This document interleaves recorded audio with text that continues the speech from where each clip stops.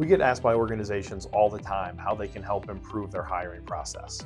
Obviously, every company is a little bit different, and every case is a little bit different, but there are a few things that we see across almost every organization that I think are relatively easy to implement. Number one, define your process up front.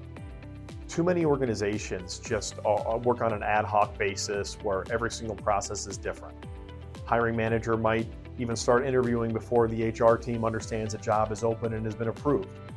So while we do advocate that pretty much every manager should always be interviewing and building a bench of people that are out there in the market that may be interested in roles in the future, when it comes to filling a dedicated opening, you need to make sure that you really have your process dialed in.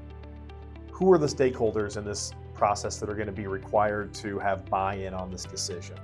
Know who you want to be on the interview panel up front.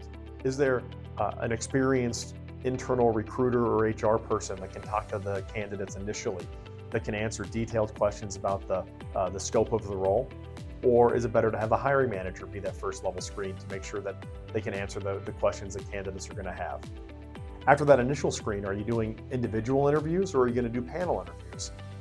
Panel interviews have been shown to not only reduce bias in the interview process, they tend to be a lot more convenient for candidates and for organizations, even though it can be a bit of a struggle to align everyone's schedule at once.